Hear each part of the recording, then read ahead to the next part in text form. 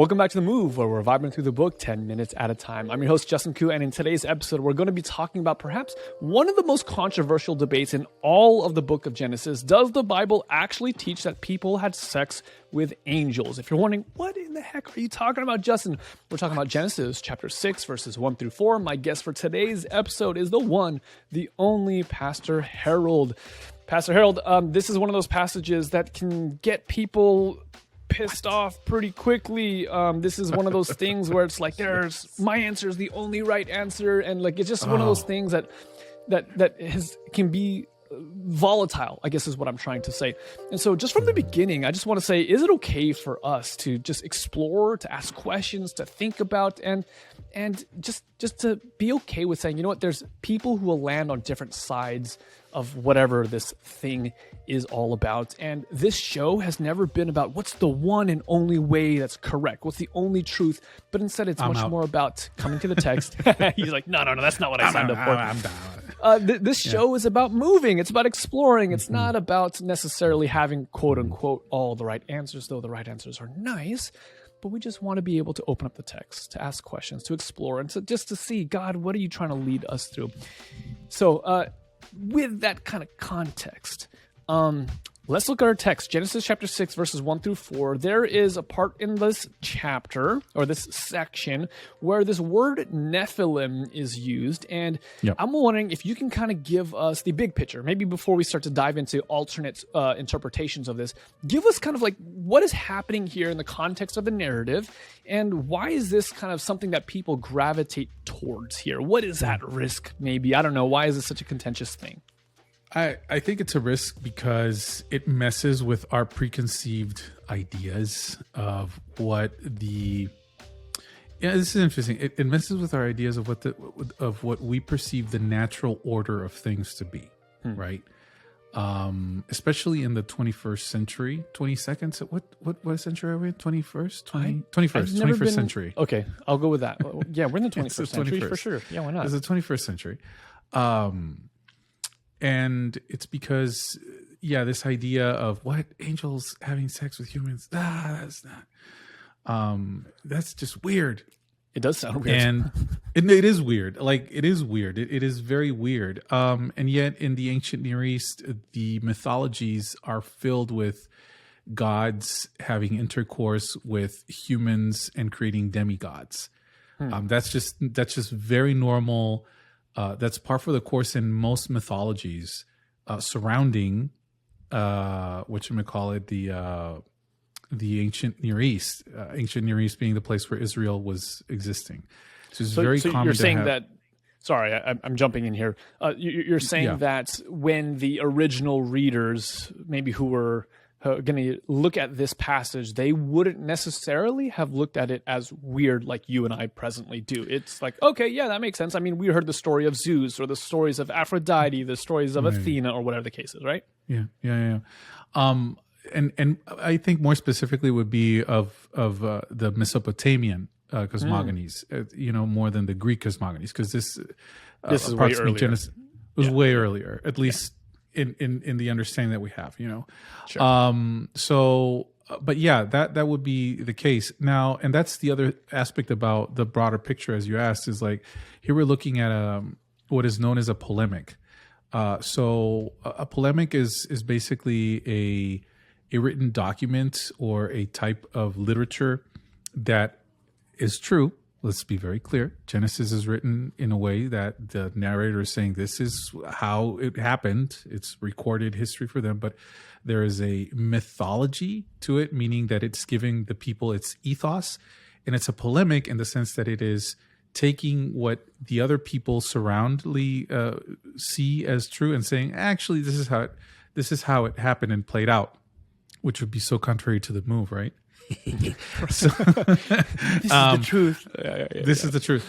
And but that's really what Revelation is, and ultimately what the Bible is it is a clear, like, this is how different it is, and we've already been seeing it from the beginning, from the very first narrative. It's the reason why it intentionally, for example, says that the sun is the bigger light and not Shemesh in Hebrew. because it's the sun, Chemosh in other religions, the sun, right? So Okay. it intentionally is saying big light, small light.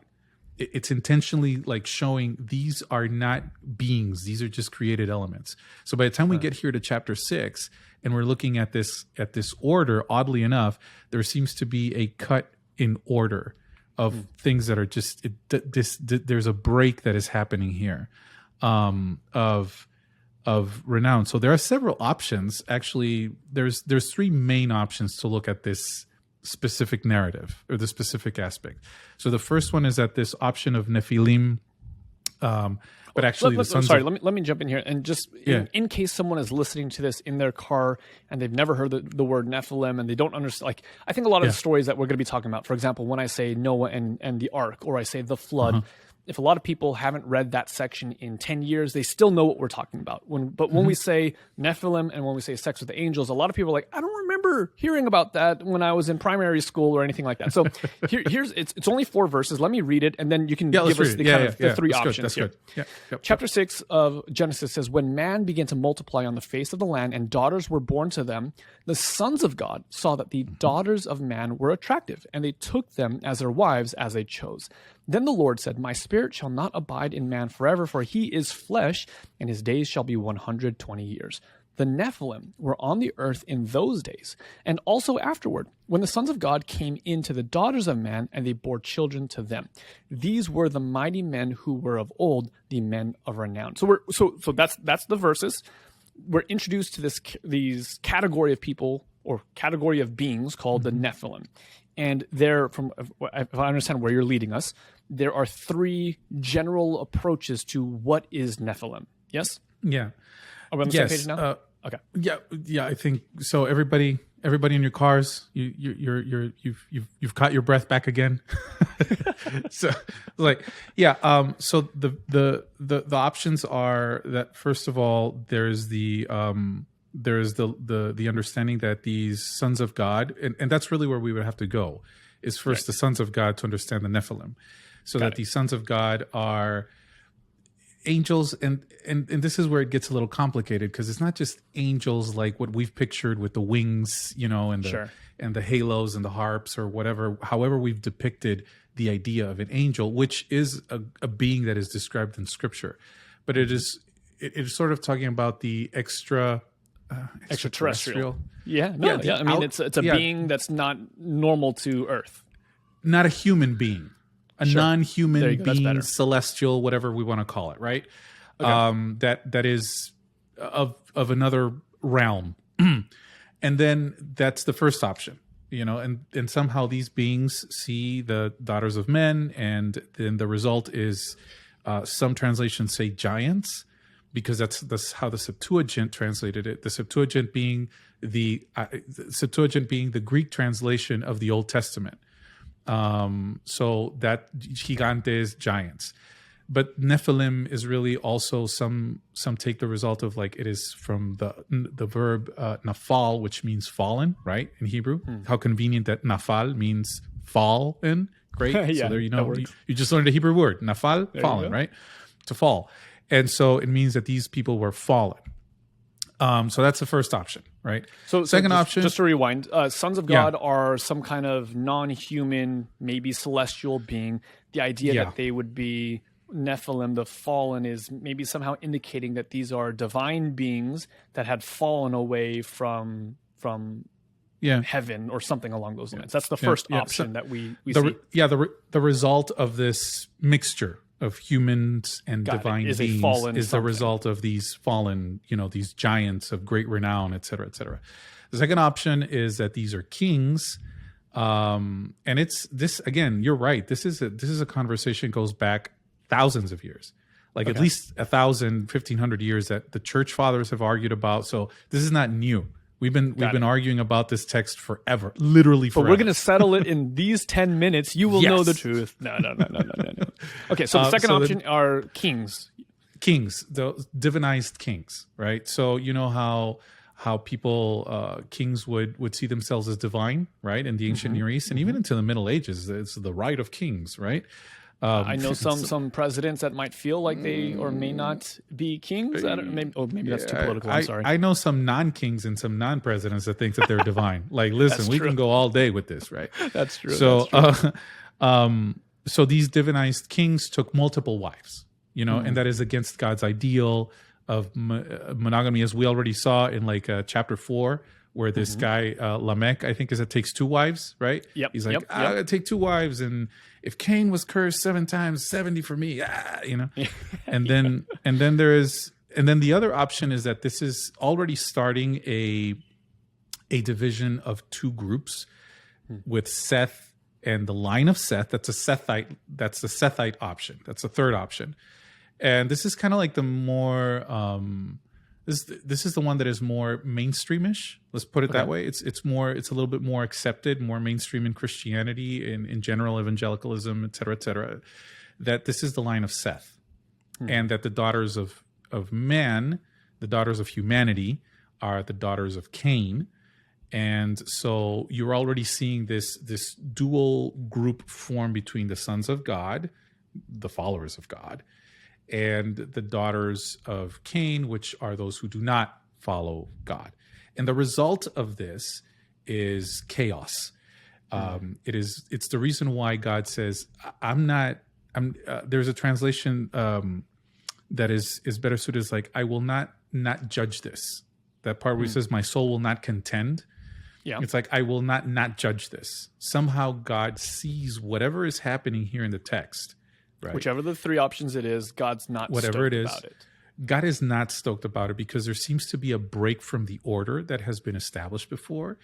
And the break from that order is going to divulge or going to result into, spoiler alert, what follows further on in the narrative, right?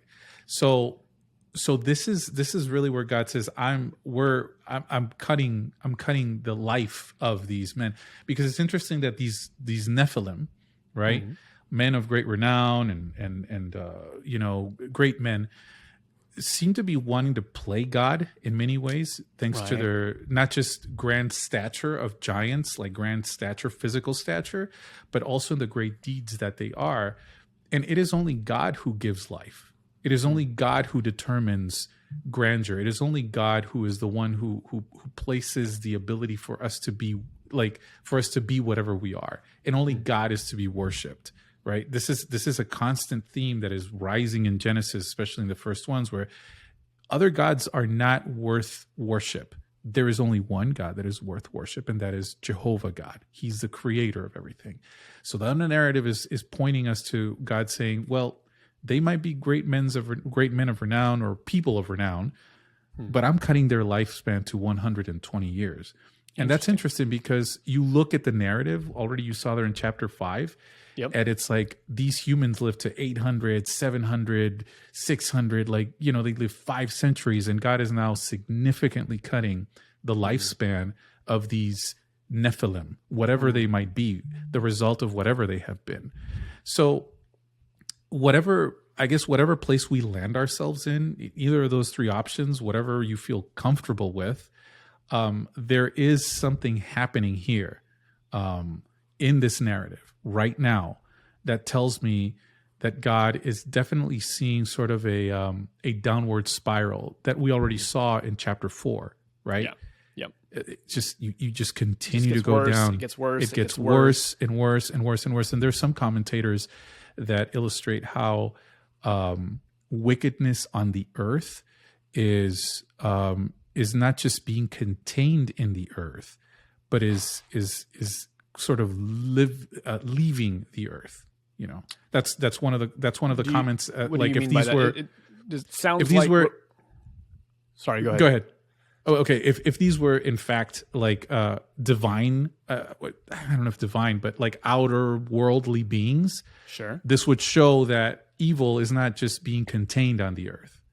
Right? Oh, as in, so if we're of the persuasion that this might actually be some type of quote unquote, lack of a better term, angelic kind of something, whatever their offspring might be like leaving Earth and potentially visiting Mars, or is that what you're saying? No. What I'm saying is that evil, what evil seems to be doing here in the creation story is, and if you look at it, what evil does, what sin does, it disorders the order. Got It messes with the order, which incidentally is what Paul talks about when we talk about the flesh, right? Yep. The flesh is your natural desires God has given you, but they have been corrupted. So sex, God gave us the desire for sex, but when it's corrupted, it's lust. You have the desire for hunger, but when it's corrupted, it is gluttony. You have the desire for rest, but when it's corrupted, it is sloth. You have anger, which is natural, but then when it's corrupted, it's wrath. So that's what sin does. Sin removes order. It just disorders everything. So what we're seeing here in this passage is that things are being corrupted, and that the effects of this corruption seem to be go beyond the planet. Got it. So it's not that the Nephilim are hopping in a spaceship and going somewhere else or flying somewhere else, but it seems to suggest that the effects of sin are spreading broad. Right. And so God, in an attempt to contain it, is limiting the lifespan of 120 years. Yep. And I think that once again, also with the Sethite line, if we were to go with the mainstream idea, also there is a very clear demarcation already of the two groups that you will follow throughout the rest of the scriptures. You will follow the those who are of God's people and those who are not of God's people, the lambs and the goats, the this and that. Like there's the in and the out. And I know that sounds a little bit weird and discouraging in the ever inclusive age that we live in. But there is a point in which, like it doesn't go anymore. Like, evil has done such damage, as we will see, that God has to intervene, Yeah. I appreciate that. I think I understand what you're saying. I appreciate the breakdown of three possible paths that we can go down. Let me try as we're closing things to invite you to do maybe the pastoral thing. It's like, okay, so this is interesting. There's debate over here. We're not going to solve it because it's been an ongoing debate for however long. Is there something that we learn? Like, what do we take from this other than like, interesting. Never heard that before. That's new. Is there something that we learn? I think that what we learn is that God is at least what for me as I read this again and as I think about it, is that God is, first of all, a God of order. And order is not bad. Order is not negative. And I think sometimes we have this preconceived idea that, when you say order, it means constriction. But there is plenty of freedom inside order. I can think right now of my garage because we've recently moved, and it is in absolute disorder. Like there's boxes, there's planks of wood from the floor that we've installed, there's piles of garbage from the wreckage of the inside. Like it's literally a disaster in there. There is no order, and I can't park my cars in my garage. I can, let alone barely move in my garage. So what I need to do is I need to go and put order in my garage so that it can be used. And I think sometimes we have a tendency of looking at God and looking at scripture and looking at things that give order and saying, oh, that's so constrictive. I don't like it because it takes away my freedom. Actually, it binds you a lot more. When you live in disorder, and when you break the order that God, in his wisdom, has established, you are a lot more bound and a lot less free than when you are able, and we are able to live within the freedom that he has given us within the order that he has established. And I think that is something that we really that we probably need to rescue in our day and age where we just love to live a life of seeming like no constraints. Right. No constraints for nothing. No right, no wrong, no rule for me. I'm free. The great the great philosopher. The great philosopher Elsa of Arundel. But that's the problem. I think it's Mark J. Comer who makes that point and makes that joke, and I totally resonate with that. That when we live without the restraints and without the order, we find ourselves completely bound by everything that is not supposed to give us freedom in life and love. Yeah. I mean, this makes a lot of sense to me, especially I think those who have probably had a history or a past or an experience with, let's say, something like substances, right? The the popular conception of what freedom looks like. It's like, I'm free. I'll drink whatever I want, inhale whatever I want, consume whatever I want. And okay, cool. Where does that lead? Oftentimes it leads to a life of captivity. I think that this is where to its natural consequence, it often leads. And so the life of order is what I'm hearing you is actually a life more free because you don't have these external influences that hold you captive. And the type of freedom that Jesus is offering is the kind of freedom that is actually more fulfilling than the cheap substitute of one who says, you can't tell me what to do, no rules for me, I'm free. Yeah, the cheap substitute. That is so good. It's a knockoff. It's a knockoff version. It's like a Nike with a Y and a Q, right? Or like Sony with a Z and an I, right? It's a Zony. It's a knockoff version, dude. Zony, and that order, I think that is one thing that you sort of see in the text, either direction we want to go, with either of those three options, which I would not encourage anybody to like die on that hill, but okay, knock yourself out. But there is definitely a call to order, and that seems to be what God says. Okay, I've tried, and there's a beauty in the following text, even though it's heartbreaking in the following texts. But we're not going to spoil it. There's also this really interesting, beautiful picture of God and how He's acting and how He's reacting, and how the author of Genesis is like portraying God and saying, man, this is it. So yeah, that's order, man. Live your life in order. There you go. Yeah. Well, move in order. Yes, we are so excited to be able to continue moving in this text, and we don't want to spoil what's happening next. But the next thing that happens is very important. It reveals God, and it shows kind of His response to the disorder, to the evil that's taking place, and you guys aren't going to want to miss it. So, with all that being said, we'll see you guys in our next episode of The Move. Hey, I have an ask for you, the viewer or the listener. One thing that you can do to actually help support the move that doesn't cost you a single dollar, like if you were to become a Patreon or something along those lines, which if you want to do, that's great. We're not going to stop you. But one thing that you can do to actually help get the word out there and to help others know about what we're doing here, if that's something that's valuable to you, is actually consider rating the podcast. Yeah, we have an audio version and a video version of this. I don't know which one you're consuming right now, but if you haven't yet already, consider going over to Apple Podcasts or whatever podcast app that you use and leaving a rating on the podcast. Maybe in the future, we will read one of these ratings out, or one of our plugs at the end of an episode, and we'll give you extra points for creativity. If there's some fun way that you can give your thoughts on whether or not the move is valuable and why someone might want to consider moving along with us, leave us a rating. We'll read out some of our favorite reviews in a future episode. It's one way that you can support what we're doing. It's another way to help spread the mission, and it's just a great way that you can support what we're doing. So if that's something that you can be able to do, Apple Podcasts, leave a 5-star review, let us know what you think, and we'll see you guys in the next episode.